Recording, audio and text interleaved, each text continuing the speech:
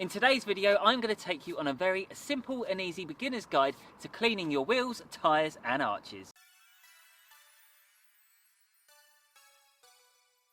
As you can see with this donor car that we've got here, the wheels are not in the best of conditions. We've got loads of blisters and defects all over them, so there's nothing we can do about that. But we can give them a good clean nevertheless. We just want to give it an initial rinse. We want to give the arches a rinse, the tyres and the wheels. We just want to shift off some of that initial dirt just to make our lives a little bit easier. Before we start the wheel cleaning process, let's go through the checklist of some of the items you're going to need. So you will need a wheel cleaning bucket or two if you want to take things to the next level and be super safe with the 2 bucket method on the wheels.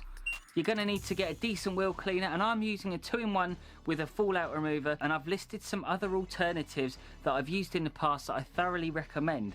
You will also need a tyre cleaner, but if you can't afford to splash out on too many products, then go for a multi-purpose cleaner or go for a citrus pre-wash, because that also has many uses, so you can save a little bit of extra money and you can use it on things like the door shuts and other parts of the vehicle. You will also need some wheel brushes or wheel woolies, but for best results, go for both. And I also have several brushes for the tyres too, and it's always good to be organised and have a variety of tools so you're prepared for the job. And because we like to do things different on this channel, we're going to use snow foam too as part of the wheel cleaning process. And then to protect your wheels afterwards, you're going to need a tyre dressing or conditioner if you want to keep them looking nice for longer.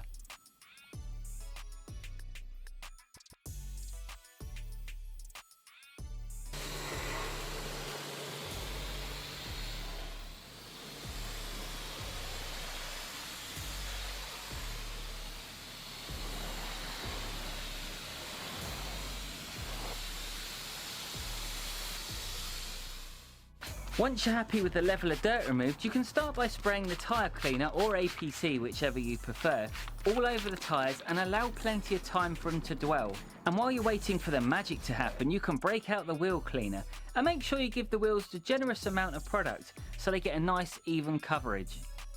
After a few minutes, the tyres should have turned slightly brown and the wheels should have turned purple. At this point, you're ready for snow foam. At this point you'd normally say, why don't I get the pressure washer out and start rinsing it? Now that's a very good point, but I want to do something a little bit different. I want to layer it up with a bit of snow foam. I want to add an extra layer of lubrication onto the wheels.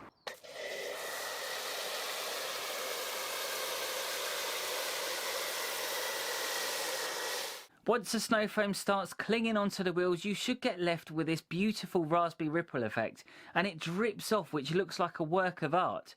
But what the foam is doing is keeping those chemicals activated, and because the snow foam holds its molecular structure so well, it allows more time to bite, meaning less work is needed to clean the wheels. Once the snow foam is cleaned on long enough, you can start by using the wheel woolies and the pre-soaked brushes on the alloys. And what the foam has also done is start to pull off the dirt with the wheel cleaner that had originally tackled it. And also I'm using the caliper wheel woolies because I find they're the best things at getting behind the spokes.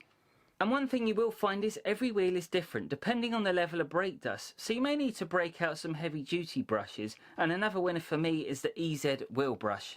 For the tyres, use a stiff brush, or if you have no budget at all, then also use a fingernail brush. And I know that sounds crazy, but I've also made a video on all the other practical uses that a nail brush can offer for car cleaning, and I'll also put a link in the description below.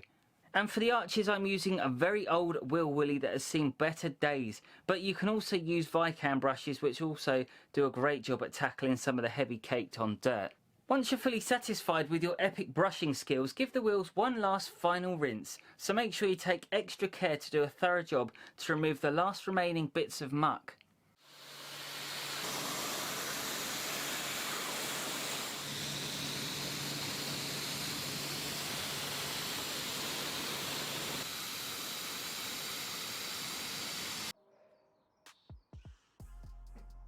For drying the wheels and tyres, you can just use a microfibre towel, but make sure it's not one that you're going to use on the bodywork, so always colour code your cloths and towels to reduce the risk of damaging any car. And also just to mention, when it comes to drying the tyres, depending on your budget, you may want to opt for a car dryer, but they aren't necessarily essential. If you are a beginner, it's actually better to invest more money into a better pressure washer than it is a car dryer, and that's just in my opinion. With the tyres all fully dry, all that was left to do now was dress the tyres, and I'll show you a quick and easy process to make those wheels look as good as new. First of all, you want to prime it like you would with a wax pad. So you put 4 blobs in, squeeze it, let it absorb into the pad, and then we're good to go. As you can see, I'm going slightly inside the tyre. Now, I honestly don't recommend you do this. I recommend that you just coat the tyre walls only, because you don't want to compromise the safety of your vehicle.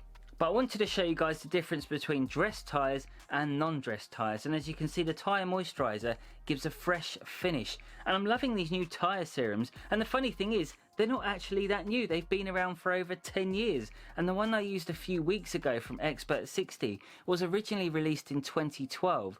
And to save you the time of searching the best tyre dressings and serums, I've listed my top 10 below.